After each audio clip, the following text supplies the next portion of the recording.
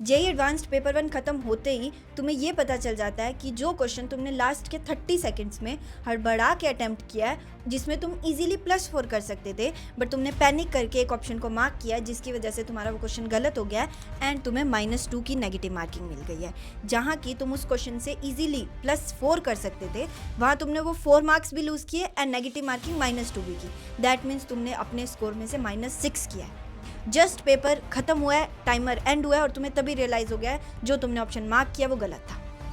तो तुम क्या करोगे? ये सेम स्टोरी एक स्टूडेंट की है आउटलायर से। अगर मैं पूरी स्टोरी शेयर करती हूँ तो उसके साथ हुआ ये था कि वो इंसान थी जो कि आउटलायर्स में सबसे कंसिस्टेंट वन थी। अगर मैं बात करती हूँ तो वो इंसान थी जो कि एकेडमिकली बहुत स्ट्रांग थी, लाइक उसके मेंस में भी 99 परसेंटाइल थे। विद दैट वो नॉन एकेडमिकली भी बहुत ज़्यादा स्ट्रांग थी, क्योंकि आउटलायर्स में जितनी भी चीज़ें सिखाई जाती है ना, उसने उन सारी चीज़ों को सीरियसली लॉजिकली समझ के अप्लाई करना शुरू किया था। क्योंकि डेफिनेटली अगर आप एकेडमिक वाइज बहुत ज़्यादा स्ट्रांग हो बट आप में वो नॉन एकेडमिक स्किल्स जो होनी चाहिए वो नहीं है, तो कुछ मर्जी हो जाए वो पीसीएम आपको जे एडवांस के पेपर में नहीं बचा सकता। तो ये सेम चीज़ उसको पता थी एंड उसने साइमल्टेनियसली दोनों चीज़ों पे काम किया। एकेडमिकली भी उसने चीज़ों पे इम्प्रूव किया, सारी चीज़ों पे काम किया, विद दैट नॉन एकेडमिकली भी सीरियसली काम किया। अगर मैं आउटलायर्स की बात करती हूँ तो आउटलायर्स में रूटीन फिक्स होता है, और वो एक इंसान थी जो कि डेली अपडेट में लिखती थी कि रूटीन का ये एलिमेंट डन है, एंड वो कंसिस्टेंटली डेली अच्छे से रूटीन को फॉलो करती थी। तो अगर हम हमारी बात करते हैं ना, क्योंकि हम अच्छे से एनालाइज कर रहे होते हैं, देख रहे होते हैं कि कौन सा स्टूडेंट कितना स्ट्रॉन्ग है या कितना अच्छे से चीज़ों को फॉलो कर रहा है, तो हमारी ये प्रिडिक्शन थी कि वो जे एडवांस के अंदर एक अच्छी रैंक सिक्योर करेगी। ठीक है, एंड ये प्रिडिक्शन सच हुई कि नहीं हुई वो सारी चीज़ें एंड ऑफ द स्टोरी तुम्हें खुद पता चल जाएगी। बट अगर मैं उसकी एग्ज़ाम डे की स्टोरी स्टार्ट करती हूँ तो वो इंसान थी जिसको पता था कि एग्ज़ाम वाले दिन बहुत सारी सिचुएशंस होंगी जिसकी वजह से वो पैनिक वाली चीज़ और वो होगी, बट खुद को कंट्रोल करके रखना, खुद को संभाल के रखना है, मुझे पैनिक करके गलतियाँ नहीं करनी है। ठीक है, तो होता ही है कि वो सुबह ट्रैवल करके जाती है एंड वो थी कि एकदम मस्त चिल खुद को रिलैक्स करके जा रही थी। एक दिन पहले भी वो रिलैक्सड ही थी, तो वो फुल कॉन्फिडेंस, लाइक वो इंसान थी जो कि फुल कॉन्फिडेंस में जे एडवांस का पेपर देने जा रही थी। ठीक है, फिर वो जाती है एंड एज सच सुबह सुबह कोई सिचुएशन उसके सामने नहीं आती जो उसको ऐसे करे कि वो पैनिक कर जाए, ऐसा कुछ नहीं था, सब कुछ स्मूथ था। टाइम से वो सेंटर पहुंचती है, सेंटर पे जाके वेरिफिकेशन एंड वो सारी चीज़ें प्रॉपरली सब कुछ सही होता है। वो अपनी सीट पे जाके बैठती है एंड पेपर 1 शुरू होने वाला होता है, वो पेपर 1 शुरू करती है। उससे पहले सारी चीज़ें जो कि इंपॉर्टेंट होती है एक स्टूडेंट के लिए जानना कि क्या क्या चीज़ें मुझे पेपर से पहले डन करनी है, उसने सब कुछ डन रखा था। वो एकदम रेडी थी पेपर को शुरू करने के लिए। ठीक है, फिर होता ही है कि पेपर स्टार्ट होता है। ठीक है, तो उसका जो फ्लो होता है वो उसी फ्लो में पेपर को अटैम्प्ट कर रही होती है, पहले केमिस्ट्री को, फिर मैथ्स, देन फिजिक्स, ऐसे ही। ठीक है, होता ये है कि जब वो फिज़िक्स का सेक्शन अटैम्प्ट कर रही होती है ना, तो एक क्वेश्चन आता है मॉडर्न फिज़िक्स का। एंड मॉडर्न फिज़िक्स वो चैप्टर है जो कि बहुत स्ट्रॉन्गेस्ट माना जाता है एंड हाईएस्ट वेटेज है और इजी चैप्टर होता है, राइट। तो उसके अंदर एक मल्टीपल चॉइस क्वेश्चन था जिसमें उसने 3 ऑप्शंस को डिकोड कर लिया था, सॉल्व कर लिया था, एंड वो तीनों सही थे।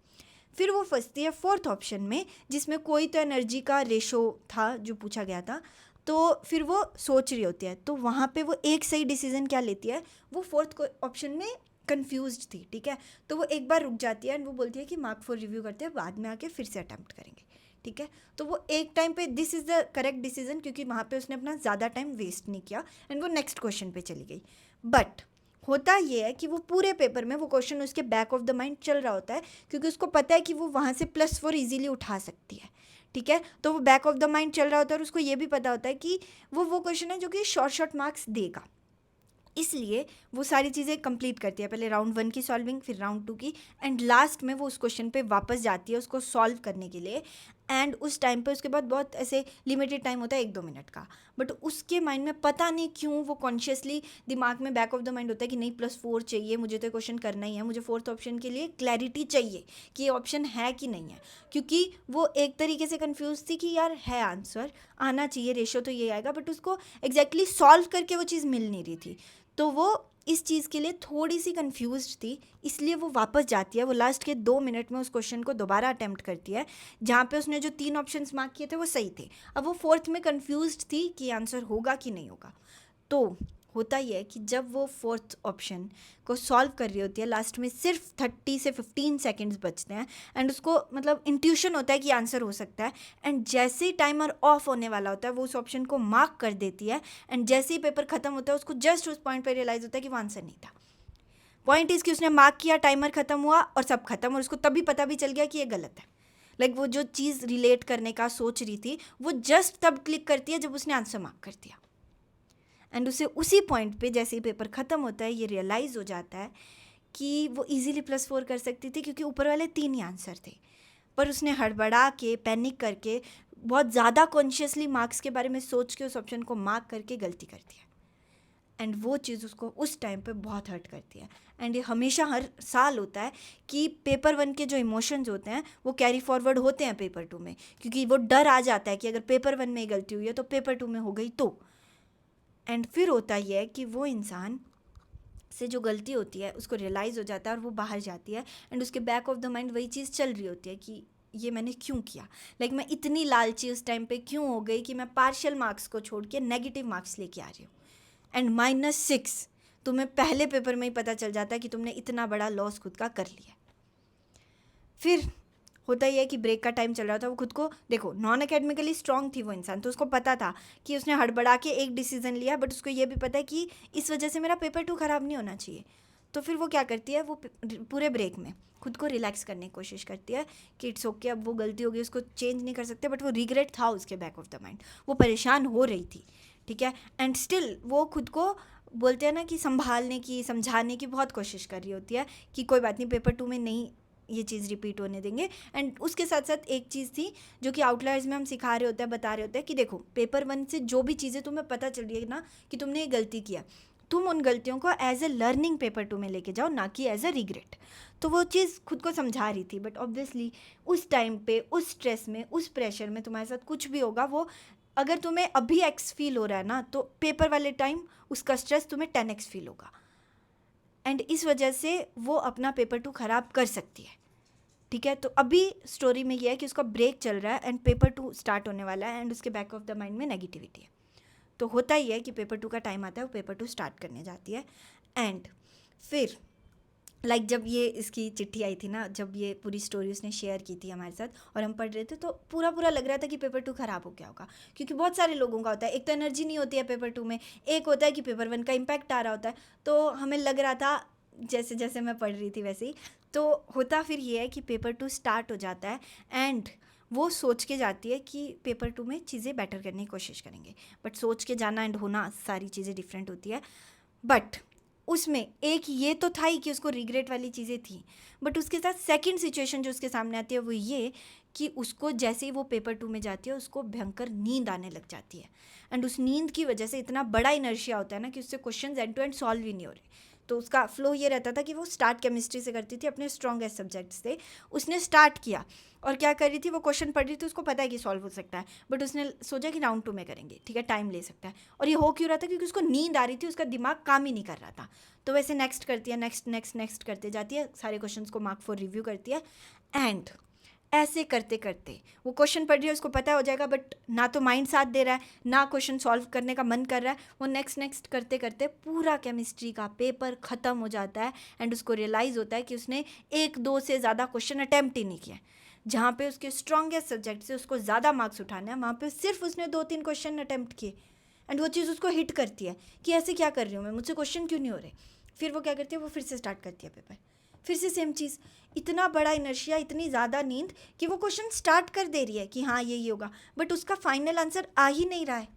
और फाइनल आंसर आ ही नहीं रहा है, तो वो उस टाइम पे उसको परेशान कर रहा है, एंड वो बहुत ज़्यादा उस टाइम पे, एक तो पहले ही फिजिक्स का पेपर ख़राब हो गया, ऊपर से केमिस्ट्री में भी मार्क्स नहीं आ रहे, वो चीज़ वहाँ हिट करती है, और वो पैनिक वाली सिचुएशन क्रिएट होने वाली होती है, ठीक है। बट उस टाइम पे वो क्या करती है, वो ब्रेक लेती है 2 मिनट का, ठीक है, क्योंकि उसको बहुत नींद आ रही होती है, लाइक वो सो जाए इतनी नींद आ रही होती है, और दिमाग काम कर नहीं रहा होता, तो पानी पीती है, खुद को फिर से री एनर्जाइज करने की कोशिश करती है 2 मिनट के ब्रेक से। फिर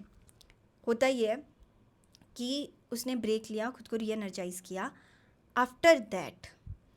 वो फिर से स्टार्ट करने की सोच रही होती है, बट वो सोचती है कि अब सब्जेक्ट स्विच कर लेते हैं, केमिस्ट्री के नहीं बन रहे, सब्जेक्ट स्विच करके कहीं फ्लो बनाते हैं। तो उसने मैथ्स उठाई, ठीक है। फिजिक्स तो उसने पहली ऑलरेडी वो रिग्रेट वाले में थी, तो उसने मैथ्स उठाई। मैथ्स के 2-3 क्वेश्चंस उससे बन गए,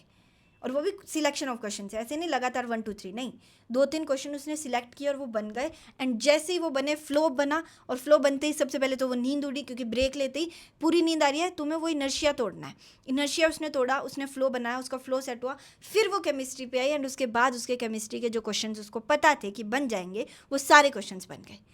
और जिनका एंड टू एंड आंसर नहीं आ रहा था उसके भी आंसर्स आ गए। तो पॉइंट ये है कि सेकंड पेपर में एनर्जी लो होगी, वो फ्लो बहुत इंपॉर्टेंट है, वो एनर्जी जो चाहिए वो बहुत इंपॉर्टेंट है, और वो उसने रीगेन कर ली। एंड उसके बाद उसने अपना पेपर 2 ख़त्म किया। एंड डेफिनेटली पेपर 1 से बेटर उसका पेपर 2 गया था, क्योंकि वो लर्निंग्स भी साथ में थी और उसने खुद को संभाल लिया। जहाँ पे पैनिक करके वो और ज़्यादा गलतियाँ कर सकती थी, उसने ब्रेक लेके इनर्शिया तोड़ के खुद को संभाला। एंड ये चीज़ पढ़ के मुझे बहुत खुशी हुई थी कि लिटरली जहाँ पूरी स्टोरी में ऐसे लग रहा था कि पेपर 2 ख़राब भी होगा, नहीं, चीज़ें संभाल ली। एंड उसके बाद होता ये है कि सबसे इसमें वो गेम चेंजर चीज़ पता है क्या है इस पूरी स्टोरी में, कि जो चीज़ एक्चुअल में आपकी ट्रांसफॉर्मेशन क्रिएट करी है वो ये कि जब तुम्हें पता है कि तुमने कोई गड़बड़ कर दिया, जब तुम्हें पता है कि तुमने खुद का नुकसान करवा लिया है, बट स्टिल तुम उस टाइम पे ये सोचने के लिए हिम्मत रखते हो कि तुम्हें कम बैक करनी है। तुम रिग्रेट में जाके खुद को परेशान करके सारी चीज़ें बर्बाद नहीं कर रहे हो, तुम वहाँ पे एक बहुत अच्छे से समझदारी के साथ सोच रहे हो कि नहीं, मेरे पास एक चॉइस है जो मुझे बेटर लेनी है। वही उसने किया था। एंड ये जो मैंने स्टोरी सुनाई है, ये स्टोरी मेरी खुद की थी। मेरे साथ एडवांस के पेपर में ये हुआ था कि मुझे पता चल गया था कि मैंने फिज़िक्स में गड़बड़ किया है, एंड मेरा फिज़िक्स सबसे वीकेस्ट सब्जेक्ट था जिसमें मुझे कट ऑफ क्लियर करने का डर लग रहा था। अब तुम सोच सकते हो, कट ऑफ जाती 8-10 नंबर है, और उसमें भी मैंने मेरे -6 करवा लिए हैं पेपर में। ये चीज़ बहुत ज़्यादा हिट करती है, इसलिए मैं पेपर 2 में सोच के गई थी कि मुझे पूरे कट ऑफ के मार्क्स सिर्फ पेपर 2 से निकालने हैं। तो मेरा क्वेश्चन सिलेक्शन कितना मैटर करने वाला है, एंड ये माइंडसेट हमें बिल्ड करना होगा। पेपर में बहुत सारी चीज़ें होंगी जो बहुत ज़्यादा परेशान कर देंगी, मुझे भी की थी। पूरे ब्रेक में मैं ये सोच रही थी कि मैंने -6 कर लिया है, दैट मीन्स मेरी तो फिज़िक्स की कट ऑफ ही क्लियर नहीं हो रही, बट स्टिल मैंने चूज़ किया कम बैक करना, मैंने चॉइस ली कि मैं खुद को संभालूंगी, एंड मैंने संभाला। एंड इसीलिए बहुत सारे स्टूडेंट्स होते हैं जो एकेडमिकली स्ट्रांग होते हैं, बट एडवांस के एग्ज़ाम में कुछ ना कुछ होने की वजह से वो पैनिक करके ख़राब करते हैं चीज़ें। एंड बहुत सारे स्टूडेंट्स होते हैं जो एकेडमिकली ठीक भी होंगे, बट नॉन एकेडमिक वाइज वो अपने माइंडसेट पे काम करके खुद के स्कोर को बूस्ट कर लेते हैं। एंड मैं खुद की जर्नी को ऐसे ही मानती हूँ कि मुझे पता था कि मुझे लिमिटेड चीज़ें आती है, मुझे पता था कि केमिस्ट्री मेरा स्ट्रॉन्ग है, तो मुझे जहाँ से मार्क्स उठाने हैं मैं उठाऊँगी, बट कॉन्फिडेंस के साथ उठाऊँगी। मुझसे अगर पेपर में गलती हुई भी है तो मेरा माइंडसेट वीक नहीं है कि मैं हार मान जाऊँगी। एंड यही चीज़ हमें बिल्ड करनी है। इसी मुझे बोलते हैं ना, इसी चीज़ के साथ मुझे पेपर दे के आना है। कुछ मर्जी हो जाए, अपना कॉन्फिडेंस और अपना माइंडसेट नीचे नहीं गिरना चाहिए। अगर गलती हो भी रही है तो खुद को विक्टिमाइज़ नहीं करना है उस टाइम पे। एंड लिटरली वो चीज़ मेरे लिए बहुत प्राउड थी, क्योंकि जब मैंने मेरी आंसर की चेक की थी तो मुझे दिखा था कभी मेरे पेपर 2 में मार्क्स बूस्ट नहीं होते हैं, हमेशा एनर्जी की वजह से लो ही होते हैं। बट एग्जैक्ट एग्ज़ाम वाले दिन मैंने देखा कि मेरे पेपर 1 में गलती की वजह से मार्क्स कम थे, बट पेपर 2 में ज़्यादा थे। एंड एक्चुअल में मैंने जो प्रिडिक्शन थी कि अच्छी रैंक आ सकती है नहीं आ सकती है, उसको प्रूव किया कि मैंने गलती होने के बाद भी खुद को संभाला एंड IIT बॉम्बे को अचीव किया। तो ये ऐसा नहीं है कि सिर्फ मैं कर सकती हूँ, ये हर इंसान कर सकता है जो JEE एडवांस के पेपर वाले दिन खुद को संभाल लेगा।